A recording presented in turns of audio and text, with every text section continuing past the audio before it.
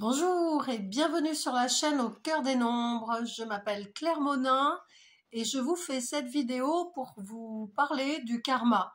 C'est un sujet qui revient de façon récurrente et j'aimerais qu'on en parle ensemble pour éclaircir certains points. Alors, je pratique la numérologie vivante et dans cette numérologie, je tiens compte du karma. Le karma, qu'est-ce que c'est? C'est la loi de cause à effet. C'est la loi des causes et des conséquences. D'accord? C'est basique, hein? Comme on a semé, on récolte. Ça, c'est la base. Je vais vous lire un petit morceau là que j'ai noté parce que je trouve que tout y est. Hein, comme ça, vous allez mieux comprendre. Et je me suis permis aussi de prendre quelques notes pour me servir de repère parce que j'ai tendance, moi, à partir un peu dans tous les sens et en tout cas de m'éloigner parfois. Et donc, ça me permettra de revenir, de revenir au bon endroit. Alors, ce que je voulais vous lire, c'était ça. Tout est enregistré, peu importe que ce soit bon ou mauvais, c'est la nature de la graine qui va déterminer la teneur du fruit. Bah, moi, il me semble que tout y est là. Hein. Je ne sais pas ce que vous en pensez, mais pour moi, tout y est. Si vous semez du blé, vous obtiendrez du blé. Si vous semez de la colère, vous récolterez de la colère. Si vous semez des graines de chia, vous obtiendrez des graines de chia. Enfin c'est logique. Je ne vais pas m'éterniser là-dessus, c'est tout à fait logique. Par conséquent, lorsque vous voulez que les conséquences, je cherchais comment j'allais le formuler, si vous voulez que les conséquences dans votre vie, les conséquences, le résultat de ce que vous vivez soit positif, il va falloir que la graine en amont, elle soit positive. Alors, j'aime pas ce mot positif, négatif, mais bon, il faut bien prendre des exemples. Tout part de là, c'est la graine. Alors, le karma, c'est la loi de cause à effet. Ben, c'est bien. Quand on est dans la philosophie bouddhiste ou orientale, donc on adhère à cette philosophie qui, selon avec le karma, la réincarnation. Alors la réincarnation, cela voudrait dire que donc notre âme vient faire des expériences terrestres pour évoluer. Voilà. Donc, ils prétendent que ce que vous avez été, vous avez semé dans d'autres vies, vous avez fait des choses positives comme négatives, hein, c'est pas le souci, et vous en avez les répercussions dans cette vie. Ce que vous semez dans cette vie, vous en aurez les répercussions peut-être un peu dans cette vie, mais peut-être aussi dans l'autre. Par conséquent, quand dans cette vie vous vivez des choses un peu désagréables, mais agréables aussi, hein, c'est que ce sont des choses que vous avez semées auparavant, en amont. Ceux qui ne croient pas au karma, ils ont le droit. Hein, voilà, ils ont semé dans cette vie et vont récolter dans cette vie. Le principe est le même, de toute façon. Pardon, j'ai un peu pas trop de voix aujourd'hui. Donc, si cette âme chargée d'informations revient s'incarner avec ces informations, vous dites bien, les informations, elles vont pas disparaître, elles sont toujours là. Donc, les causes, ce que vous avez semé, les actions, que ce soit d'ailleurs les pensées, les paroles ou les actions d'ailleurs, hein, c'est un tout. Tout ça, c'est de l'information. Ça ne disparaît pas. C'est enregistré. D'ailleurs, c'est enregistré dans ce qu'on pourrait appeler les annales akashiques, qui est un grand livre informationnel qui mémorise tout. Tout y est enregistré. Par conséquent, quand vous revenez vous incarner, par exemple, dans cette incarnation, tous les thèmes, tous les nombres, pardon, qui composent votre thème vont raconter qui vous avez été, ce que vous avez semé, et par conséquent, ce que vous allez récolter. Moi, j'insiste là-dessus puisque mon métier, c'est numérologue et que c'est de cela dont on va parler aussi à travers le karma. Alors, on a bien compris qu'on sème, on récolte. Ok, dans une vie passée, j'ai été ceci, j'ai été cela, j'ai fait ceci, j'ai fait cela. Dans cette vie-là, finalement, il y a des choses, mon tempérament parfois, voilà, on a été un guerrier, on va rester avec cette âme guerrier ou guerrière si on est une femme dans cette vie, par exemple. Un état d'esprit, par exemple, si voilà, alors le côté dynamique, très vif d'esprit, un peu rebelle, c'est que vous avez déjà été un personnage un petit peu à l'identique finalement, sauf que comme on vient pour évoluer, il y a peut-être des excès qu'on vient atténuer ou améliorer. Ça veut dire que dans cette vie, certes, vous vivez en fonction des graines que vous avez semées, et donc vous avez des conséquences. Ces conséquences-là, quand elles sont positives, bon, on les garde. Souvent, on se dit, oh, c'est cool. Mais par contre, quand c'est négatif ou que c'est désagréable, j'aime pas ce mot négatif, quand c'est désagréable, quand c'est complexe, difficile, là, vous dites, bon, je vais essayer d'améliorer. Comment je vais améliorer? Comment je vais m'améliorer? Pourquoi est-ce que je vis cette situation? Qu'est-ce qui fait que j'ai attiré cette situation? C'est quand on se pose ces questions-là, finalement, qu'on commence à... Alors, souvent, on va voir des thérapeutes, on se fait aider, que ce soit en astrologie, en numérologie, en énergétique, etc.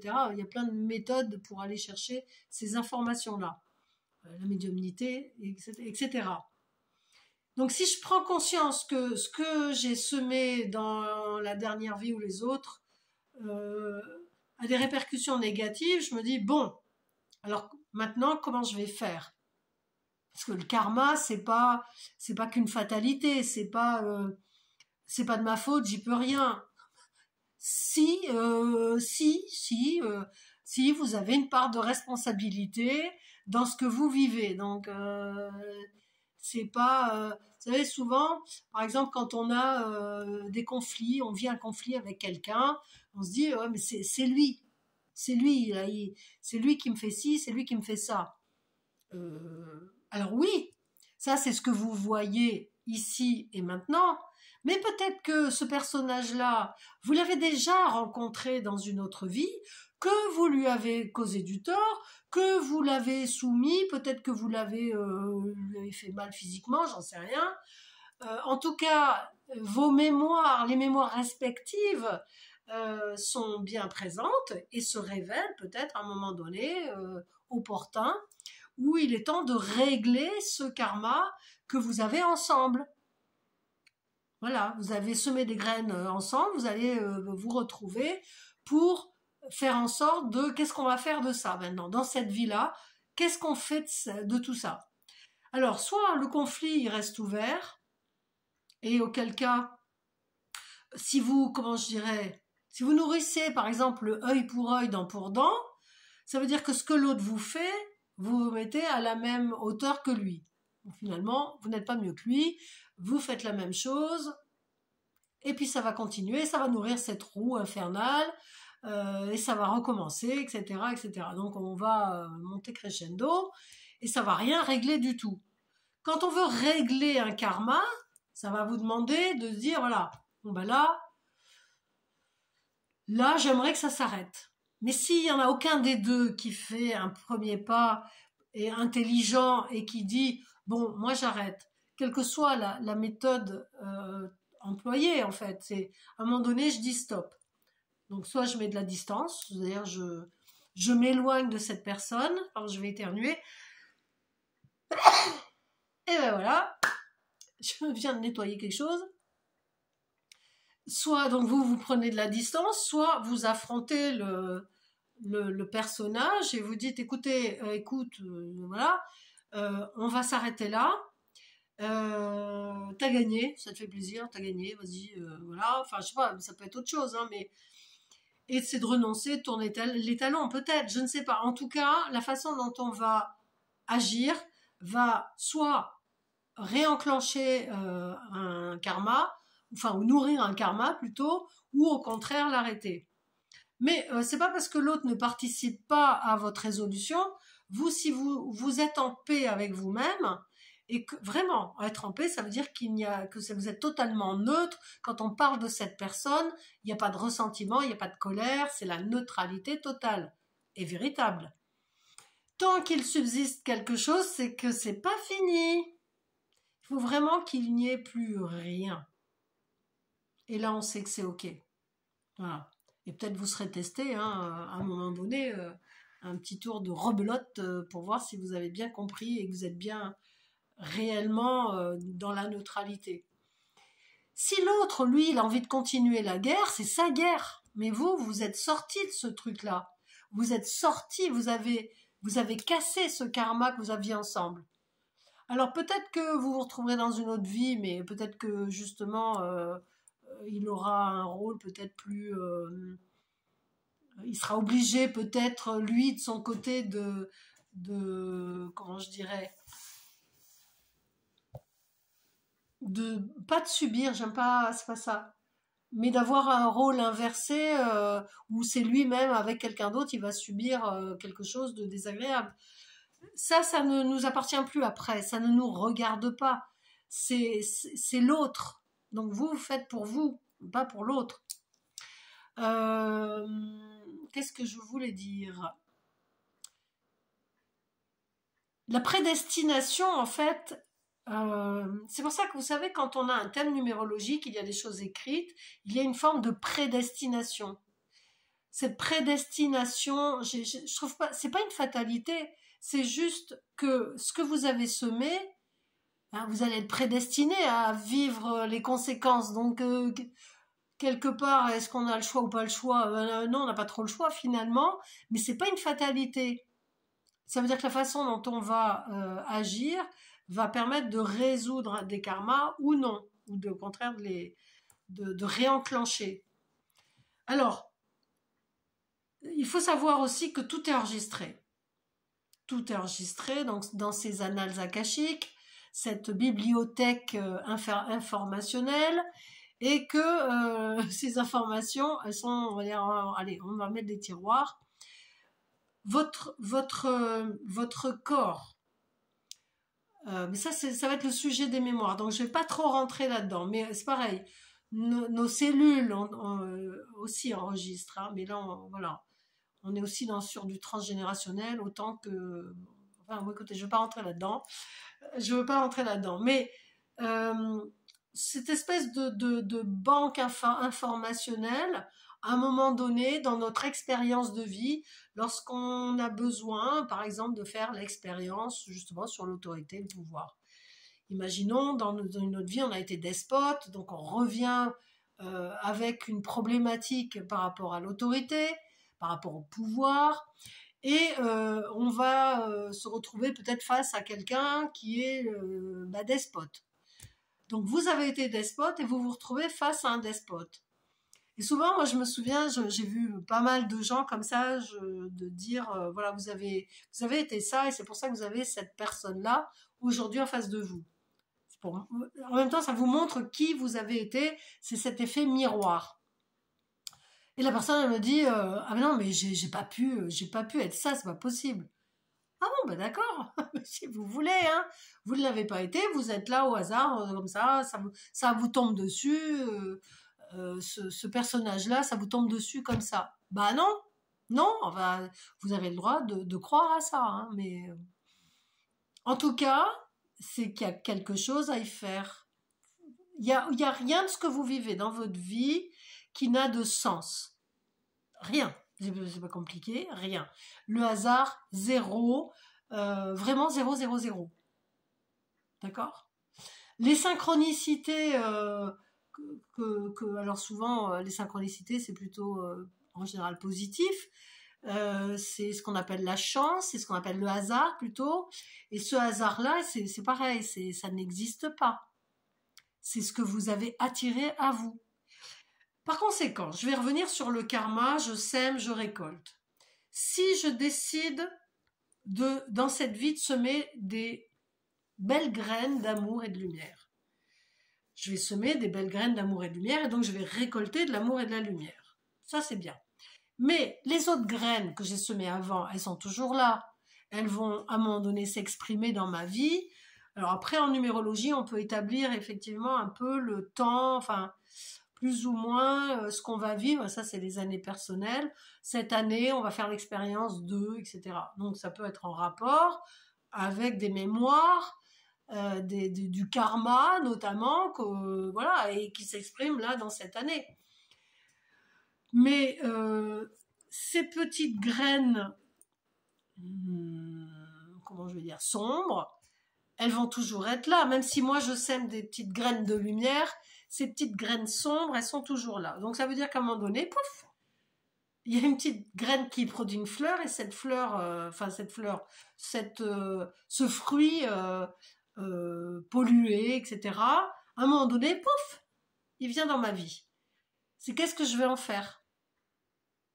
C'est pas parce que je suis en train de semer des petites graines d'amour et de lumière que ces autres petites graines ne vont pas à un moment donné surgir ou jaillir.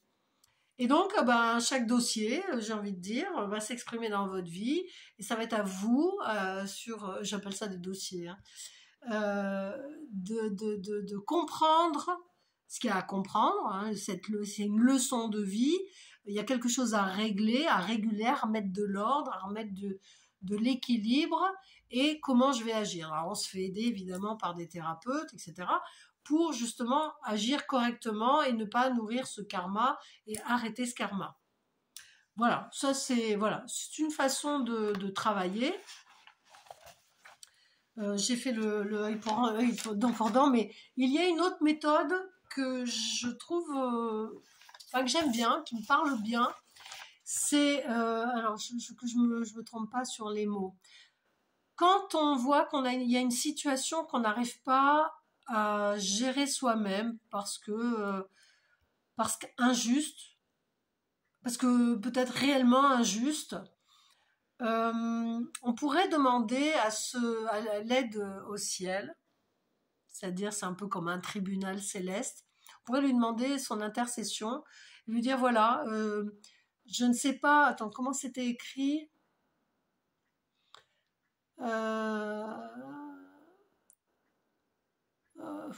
Ouais, j'ai pas écrit, mais ouais, c'est ça. Quand, par exemple, on vit une injustice, il faut d'abord s'assurer que cette injustice n'est pas générée par une petite graine d'injustice que nous avons semée d'abord, en amont. Si on s'assure que ça vient pas de là, à ce moment-là, on demande à ce tribunal céleste d'arranger la chose, comment c'était formulé, c'était bien,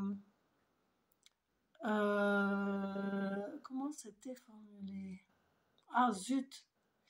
La réparation, voilà, la réparation se fera selon la volonté de ce tribunal céleste. C'est-à-dire que vous allez vous en remettre à ce tribunal céleste qui va agir, mais dans ses actions, vous n'aurez aucun droit de décision, vous allez laisser faire. Il faudra accepter la façon que l'univers choisit de s'exprimer pour résoudre cette problématique.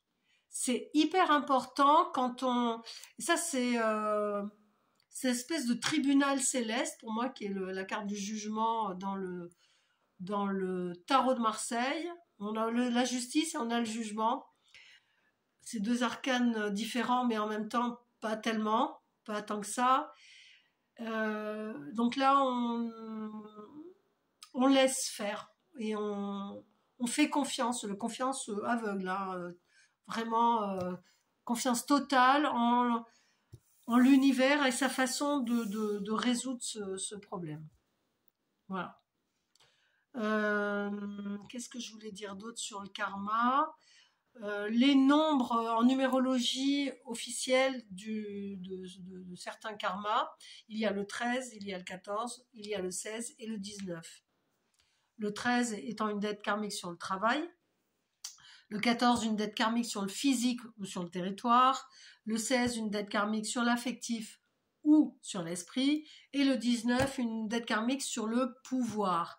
Elles prennent toutes les quatre leur source dans des mémoires issues de chaque. Voilà, par exemple, une dette karmique sur le travail, c'est parce que, je sais pas moi, dans une autre vie, vous avez laissé faire le travail aux autres, vous n'avez pas fait votre travail, vous l'avez mal fait.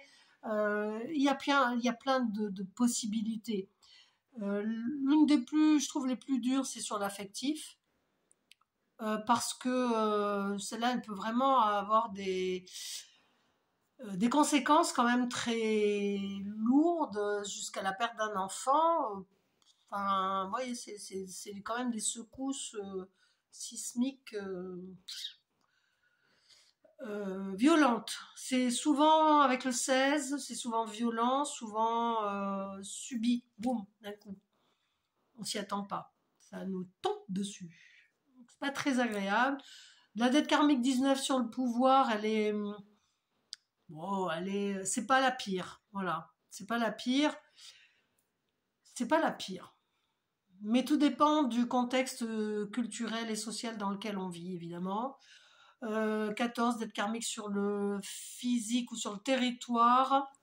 Là, on peut avoir soit des accidents, petits ou grands accidents, ça peut être un accident, une petite chute, alors oui, on se fait un peu mal, on se fait une entorse, on se casse une jambe, mais voilà, ça peut aller sur du plus grave, hein, jusqu'à perte de connaissance, etc.